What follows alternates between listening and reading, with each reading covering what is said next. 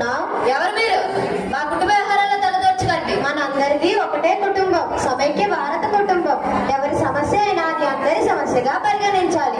అమ్మాయిని ఎందుకలా బాధిస్తున్నారు? మీరెవరో కానీ కావాల్సిన వారిలాగే ఉన్నారు. దారిని పోయే వాళ్ళందరూ ఈవిడకి బంధువులే. బంధువే అనుకుంటారు, ఆ బంధువుడే అనుకుంటారు. మీ సమస్య నెరగడం సాటి మనిషిగా నా బాధ్యత. నా పేరు రాజారాం మోహన్ రాయ్ అంటారు. బ్రహ్మ సమాజ స్థాపకుడిని. మీరు చదువుతున్న సంవత్ కౌముది పత్రికా స్థాపకుడిని నేనే. క్షమించండి, మీ రాక మాకు మహాభాగ్యం.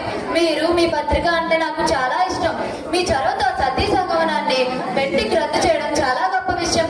కానీ విదేశీ ఆంగ్ల విద్యను మన భారతీయులపై బలంగా రుద్దడం చాలా మందికి నచ్చలేదు. ప్రారంభంలో మందికి నచ్చదు, కాలక్రమేణా దాని ఫలితాలు బాగుంటాయి. సతీ నిర్మూలన ప్రయత్నంలో మీకు ధన్యవాదాలు. మీ ఆలోచన నుండి పుట్టిన వాడినే నేను. నువ్వు, నేను, వారు వేరు కాదు. మనందరి తీరు ఒక్కటే. సతీ లేని ఆధునిక భారత నిర్మాణం, మూఢ నమ్మకాలు లేని భారతం, విజ్ఞాన శాస్త్ర అభివృద్ధి కాంక్షించే అఖండ భారతం. మీరన్నీ తెలిసిన వారు అయినా కూడా మీ పసిబాబు బాల్యాన్ని బలి చేస్తున్నారు. తప్పు కదా? ఒక్క రాజారాం మాత్రమే సామాజిక సమయ సంస్కర్త కాదు. ప్రతి ఒక్కరూ బాధ్యత నెరగాలి, రాజారాంలా ఎదగాలి. బాల్య వివాహాల వల్ల ఎన్ని అనర్థాలో తెలుసా?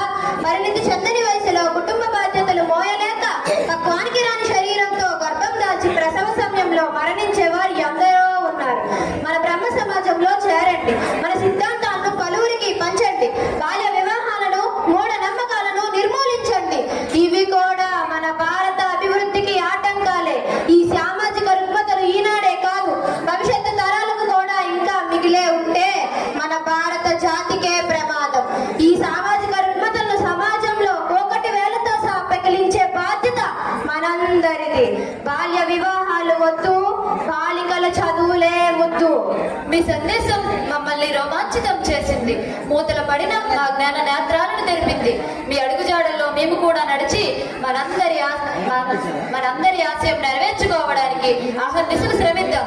అభివృద్ధి పదంలో మన దేశాన్ని నడిపిద్దాం. జై